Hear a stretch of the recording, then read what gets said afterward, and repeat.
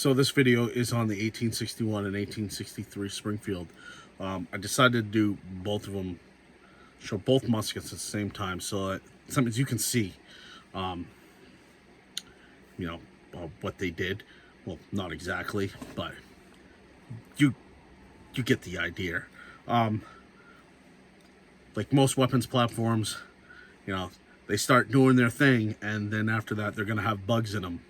So you're going to have different variances of this weapons platform, especially if it works good. And this is no different. Civil War was no different. Over 1 million of these things were made, and I think it was like cost of $20, some shit like that. So here we go. The overview of the 1861-1863 rifled musket. Hope you guys enjoy. And we're back. Yes. So up top here, we got the 1861. On the bottom here, we have the 1863. And what sets these apart is cosmetic. All cosmetic. The 1861 was having issues, the firing issues. And they took a lot of ideas from the Enfield for the 1863. But before we start going into the crazy details, why don't we get into the specs of these fuckers?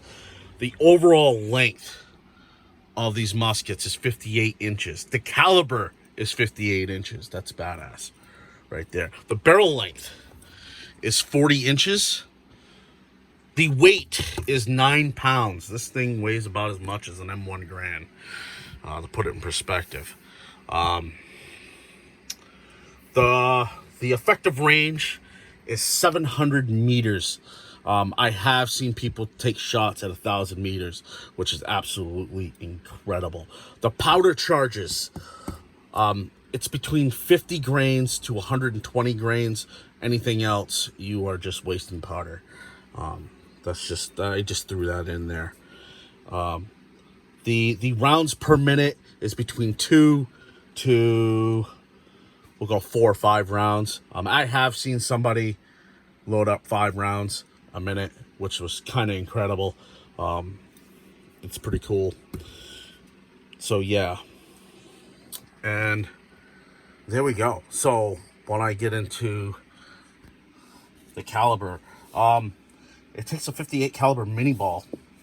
What's a mini ball? This is a mini ball. This is a rifled musket.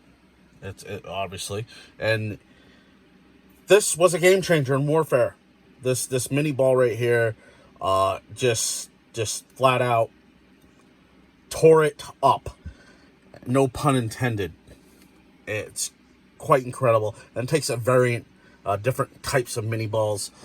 As you see here, I have a round ball, 58 caliber round ball. It takes 58 caliber round ball too, and it also can take shot. I got 44 caliber round balls right there. You can start plucking buckshot. Yes, you can use these as shotguns. Absolutely badass. It's super. What's the word I wanted to use here? Versatile. The versatility is it's absolutely awesome. Now, what sets these apart is, again, this has the firing mechanism of like an Enfield. So on this bad boy right here, when you put your percussion cap in, then the percussion blast goes down here and then cuts and then goes into the chamber. Where the 1863 don't do that. The 1863 goes right into the chamber. So they were having problems with the firing on this because the channel would get plugged up. Yes, I need to clean these. The channel would get plugged up. There'd be some descaling happening within the channel, whatever. I mean, they did put this maintenance screw in, but that's a lot of work. And with the Enfield, all they were doing, they were just taking a prick and they were just pricking it, and then they would fire off. Well, they did that to the 1863. The 1863, they were just like, why don't we just put it right into the goddamn channel? So this is a great improvement. And also what sets the 1861 and the 1860 is the furnishing. I mean, look at, you got these bands here. You have to literally take these band locks, take them off, and then take the bands off, and then you can take the stock off. Well, with the 1863, it's screwed. It's a lot more user friendly. The same thing with the ramrod. The ramrods are completely different. The ramrods, you see, it looks like it's impregnated right here. Where the 1863, they actually just made it straight, just like the Enfield.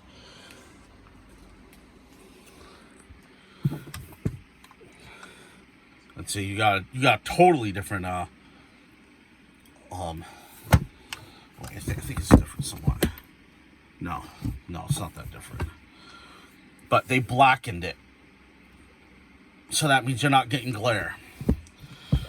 Where the 1861, Jesus Christ, I really need to clean these. 1861 is not blackened, and you would get glare. Well, at least I have an idea for another video. Cleaning muskets. But for the most part, the locks are the same. Problems that you're going to run into with these. Obviously, you're going to have firing problems. Let's say if you don't clean them like this guy, you know what I mean? And you might have some descaling going on in the barrel. And I'll get into when you start loading in powder and, you know, mini balls and stuff like that, that descaling could interfere with the prick hole, or with that hole there, the firing channel. So, and then you're gonna have to prick it. Also, what may happen is you may have problems with your lock. The most common problem I see, just two common problems. Two, your main spring will go out, or when you go to fire, it will go to fucking half cock.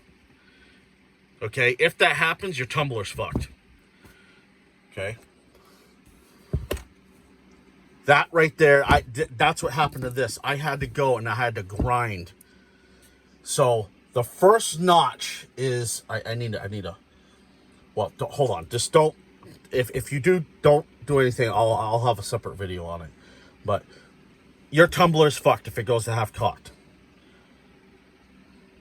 How mine got fucked was the lieutenant from my unit. He put it on full cock, and he did the friggin' firing test on it, and he jacked it up, and it fucked it. So then I figured it out. You know, I fixed it because I'm a fucking machinist, and that's what machinists do. So it wasn't no thing, you know what I mean, for me. But for some people, if you're scratching your head going, why is it every single time my musket shoots, it just goes to half cock? Well, that's it right there. Your tumbler is jacked. And getting the tumbler out, it's kind of a bitch. But it can be done. It just takes a little bit of oomph.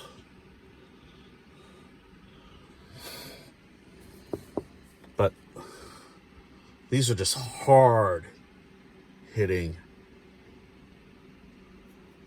rounds right here.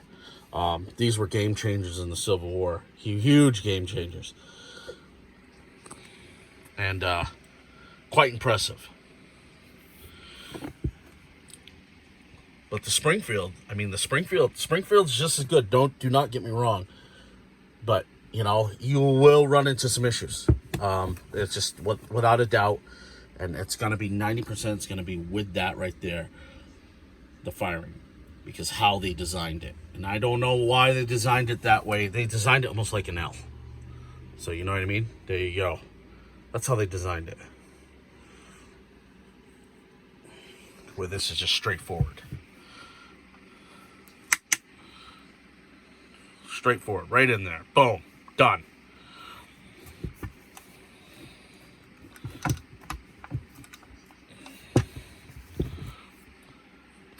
They're super fun to shoot if you haven't fired one. I said that if you see one at the range, fire one.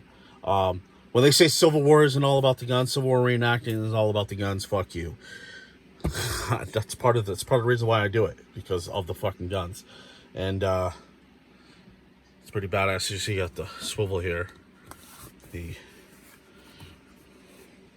There is a technique on how to do putting on the sling. There is a technique. A technique to everything, I guess, huh? So why don't we go top view here of it? I wonder if I could balance it, you know what I mean? Play a balancing game. What do you think? You think I can do it? Dude. Bro. Nope, didn't work out. You know what? I'm so fucking stupid. I'm gonna do it again. Hold on.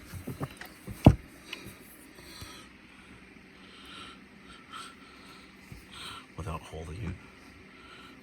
Yeah. Nope. So, it's not even though. We'll even it up. There we go. Dude! Right, there you go. So, I know it looks like it's no difference, but there's definitely a difference in firing. I wish I could tear them apart and show you. Which one do I like better? I think I already said that, the 1863. They also have a habit of rusting. I mean, Confederates liked the 1861, believe it or not. They liked it because it was blingy, shiny. Man. Shiny.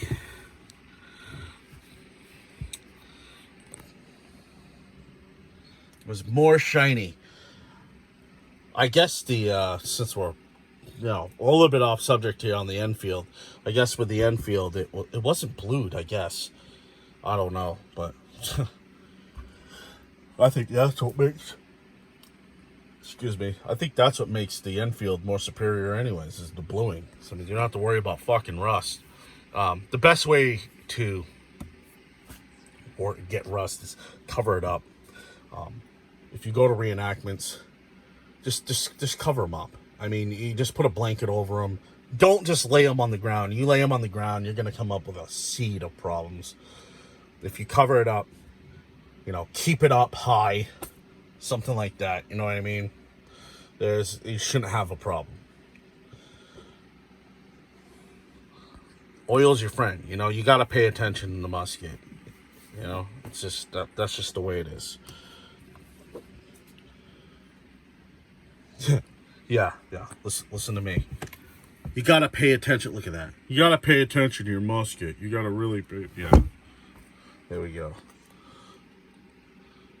Yeah, don't listen to me. I don't know what the fuck I'm talking about. Hey, look at that. That's fucking ridiculous, dude. I think this is the furthest I let these things go. They could be a lot worse. I seen some reenactors, man. Holy shit. Just fucking terrible, man. But this is yep. They need to be sauced up. So there we go. That's the video of these two great muskets. If I had to pick a black powder, I mean, it wouldn't be this, but it'd be the Civil War type black powder, percussion black powders. Black powder as a whole is fucking really fun. If you guys, it's super fun, especially when you start getting. If you love guns, you gotta really be a big lover of firearms to get into black powder. I mean, you have to just be that. You have to be up there. You can't just be one of those, tactical guys, and because those guys just don't appreciate it. All they care about is, being tactical. And if they see a musket on the range, they'll ask to fire and stuff like that. But to own one is a privilege. It's an awesome privilege. It's really badass. So anyways, that's my video, guys, on these two badass pieces of kit right here. There's really not much to say about them. I mean, they did their job. And they did it successfully. And so Colt redesigned these. Colt did. That's fucking crazy, huh? Colt will just like, Springfield, I'm gonna show you how to make shit. That's pretty much how it goes. So thanks for watching, guys. Vermont Survivalist, as always, good to go.